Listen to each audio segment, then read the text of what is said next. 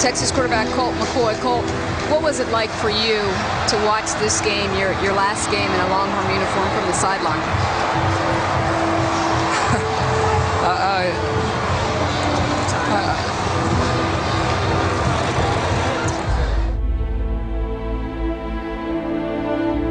You know, I don't know if God cares about wins and losses. I don't pray for wins and losses. You know, I just pray that I continue to do God's will in what I'm doing, and I feel like I am where I'm supposed to be. You know, every time I go out on the field, I play to glorify Him.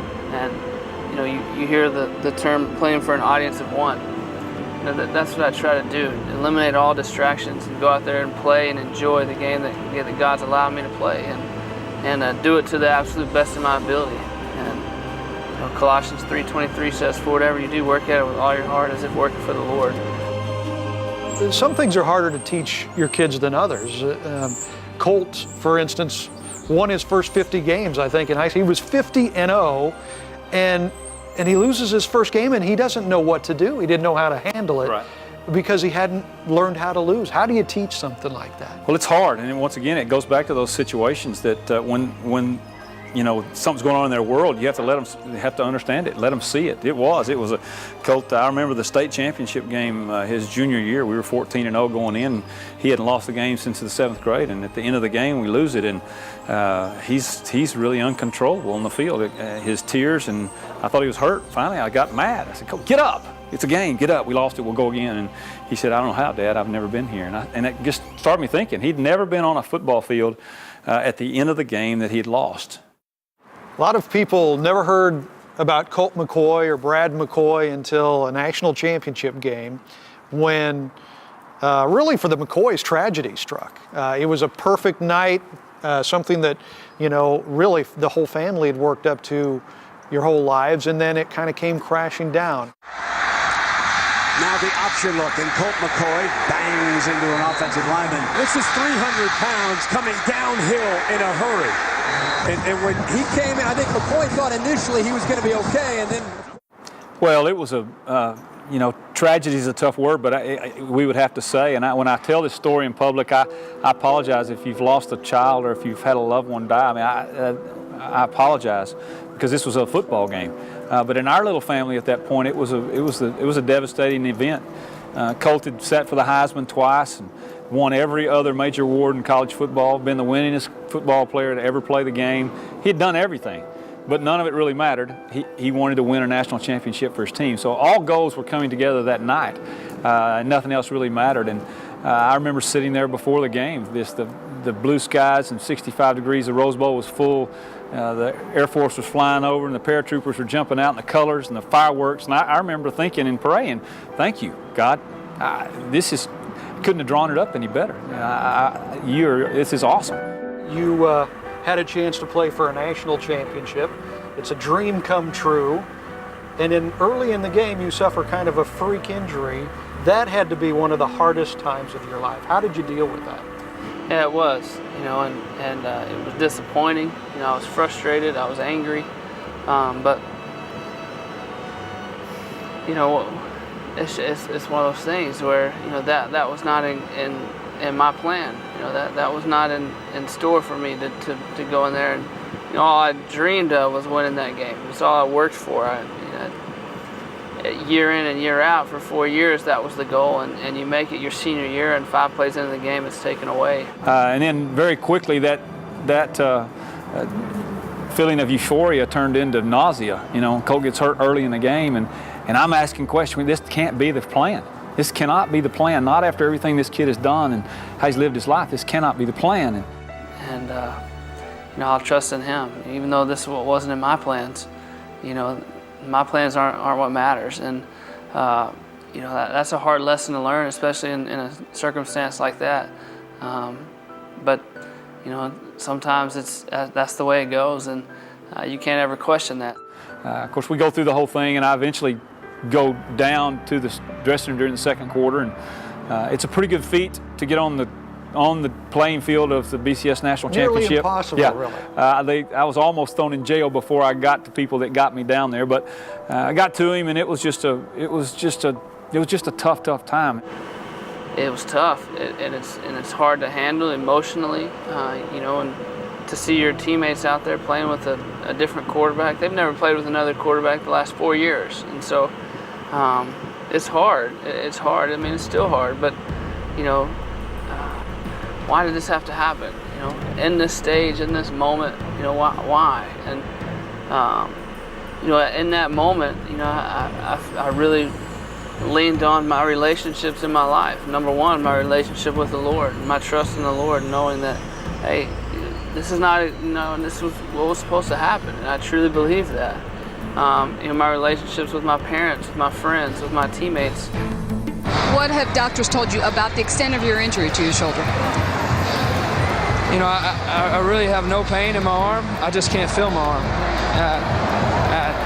It wasn't a painful hit. I've taken that hit over and over my whole life. Playing this game, I know you're going to get hit. I guess I got hit the right way. Like I said, I'm not in pain. My arm's dead. It feels like I slept on my arm, woke up, and it's dead. He would have gone out if they'd have let him, even not being able to feel his arm. He said, let me go out and run, let me do something. And Mac just told him, he said, son, you've done all that you can possibly do for the University of Texas. We're not going to let you get hurt any more than you already are. And they told him to get his street clothes on. He said, I will not. I'll go back out in uniform. They actually took his helmet and locked it up in a trunk because they were afraid he might get it and somehow get back on the field. I was angry, but I think in that moment, I leaned towards really what my heart felt, and that is, the Lord is my rock. At halftime, when the team left, Colt grabbed me and said, come on, took me in this big room and got a ball. He said, let's warm up. In his mind, it was coming back. The feeling was going to come back, and he was going to go out and lead his team. And I'll never forget the first couple of throws he threw to me. Of course, it was like you or I throwing with our left hand. Had no control, no feeling, had to think about every motion, and the ball kind of hit at my feet the first time. After about 10 or 12 throws, he figured out I can't even throw it 15 yards to you, Dad. What am I going to do? And of course, I could hear 100,000 people above me in the Rose Bowl as the third quarter started. And in my mind, I'm going, Lord, that's supposed to be His game. Well, why are we here? Why are we down here? I mean, I'm heartbroken. I want to cry. I mean, here I am. I'm visualizing, playing catch with my son in the front yard when he's 5, and he goes out and becomes a coach. I was really proud of him. Becomes the eyes and ears of the quarterback, and helps them. They come back and get close. And, it was just a real surreal, tough night. It was crazy because I sat in the stadium for a long time. Deborah and I actually just sat there. In fact, they had to run us out. I was still in shock at what had happened, and the stadium was pretty much cleared. The people were cleaning up the stadium, sweeping and starting to clean, and they asked us to leave. And my phone had been ringing and texting. I didn't want to talk to anybody. We got in our car, the traffic. We finally made it back to the hotel. It was probably 2 in the morning, and I read one of the texts that said Colt had a life-changing interview after the game. Well, I didn't know why they would have interviewed you in the first place, and so I hadn't seen it or heard anything about it. And I got to Colt and I said, "Hey, I heard you had a great interview. What'd you say?" He said, "I'm not real sure." I said, "Well, do you remember?" And he said, "I just hope I said something right." People who didn't know Colt McCoy knew who you were by what you said after the game, and what you said, I think, came from a Bible verse you were studying at the time. Is that right? Yeah, I think it was Isaiah 26:3. It says, "Trust in the Lord, for the Lord is the rock eternal." And I don't remember exactly what I said after the game, amidst disappointment and frustration, and I was angry, but I think in that moment, I leaned towards really what my heart felt, and that is, the Lord is my rock. I always give God the glory. I never question why things happen the way they do. God is in control of my life, and I know that nothing else, I'm standing on the rock. So I didn't know until about 2:33 in the morning when Sports Center reran and they showed it again, and I just broke down. I mean, I just prayed a prayer of apology on my behalf, you know, for asking why, because it became pretty obvious fast what God's plans were that night, and Colt had probably had a bigger influence on the world in defeat in that 30 seconds on national television when he was able to bring out the words that were so lasting to a lot of people. One of the scriptures that I've really learned to love, because we all need a hope, is Romans 5:3, and it talks about rejoicing in our sufferings because they produce character, and character produces endurance, and endurance produces hope, and hope is what we all need. And that's just been a really foundational scripture for me. I've used that in my family and in down times when you really are suffering. I don't understand it, and Lord, why do we have to suffer first to have that hope? But that's been one that's really I've really identified with most of our career. And then, of course, out of the Old Testament, we've got it on our roof, on our wall. And as for me and my family, we're going to serve the Lord, and that's been a calling for us, and as a lot of other Christian families. Your dad kept you pretty real in high school with all those wins and being a big stud quarterback. He made sure that you went out and did some community work and worked with people less fortunate than you.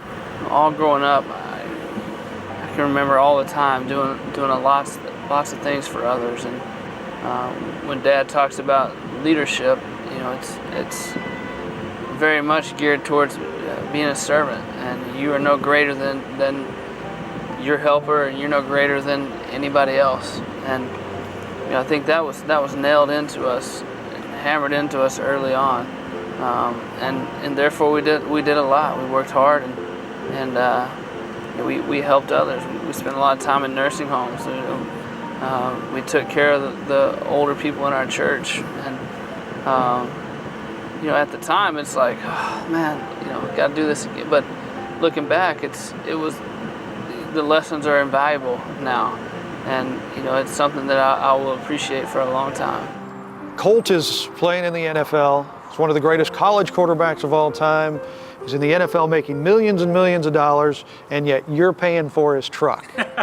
How in the world did he work that out? One of the things, again, about being a dad, I had 3 boys, and I had told them, baited them early on in their lives, if you get a scholarship, academically, athletically, if I don't have to pay for college, I'll buy you a truck when you graduate. So I've been held to that. But Colt was the first one, and so we bought a nice Ford F-150 King Ranch, you know, nicer pickup than Dad's ever driven. And then he gets drafted by the Cleveland Browns, and I kind of put a pencil to it early on. Colt made more money in the first year as an NFL football player than I had made in the last 18 years of my salary and coaching put together. And we joke about it that I was still making his truck payments, and it was all about this intentional thing. You know, Dad, you've talked about being intentional all your life, and you know, this was a deal that you made, and a deal's a deal, so we're going to stick to it. So he's not letting you off. Oh no, I'll finish it. I'll take care of it. Now to set things right, he did buy his mother a vehicle. So Dad's still making truck payments, but Mom got a new vehicle out of the deal. So it'll balance out. It's just like on the sideline. You know, they never say, "Hi, Dad." It's always, "Hi, Mom." I understand. We understand that. He calls every once in a while, so we keep up. We talked a little bit about your community service growing up, kind of helped keep you grounded, but when you were in college, you took a trip to Peru, and that was kind of an eye-opener for you, wasn't it? Yes. I'm so fortunate to be able to go on that trip 2 times, and you know, really learned a lot from that. You come from, you know, I learned several lessons. 2 of them. One is you come from a place where everybody knows who you are. You know, everywhere you go, the majority of the time people are wanting a picture or an autograph, and that is great. I'm so thankful about that. But you go to a place like Peru in the jungle, and nobody knows who you are, and you're no different than anybody else. And what a wonderful feeling that is. And And I think it's a true lesson from God that I was able to see, is that, you know, that God sees me just like he sees the little boy in Peru. We're the same in his eye. And for me to go there and experience that and spend time with those kids was awesome. What are you more proud of, the football player Colt McCoy or the man? Oh, there's no question. There's no question. He's thrown thousands of touchdowns, and he's won so many games, which I am very proud of. They've given me some of the incredible times in my life as a coach. But to see him grow up and influence people in the world for Christ, and to see the influence he's having on his teammates, his coaches, the people that see him, the people that watch videos, the people that hear after game speeches, no doubt he's doing kingdom work, and I'm very proud of that. Thank you, man. Thank you. Appreciate it. You know, Colossians 3:23 says, "For whatever you do, work at it with all your heart as if working for the Lord." And you know, this is my job, and I do it to the best of my ability, with all my heart, as if I was doing it for Him. And you know, that's my attitude every week. And you know, every time I step on the field, I thank God for letting me be one of 32 guys that get to do this, because there's only 32 quarterbacks in the league that get to play every week, and that's pretty special to me, and you know, I don't ever take that for granted.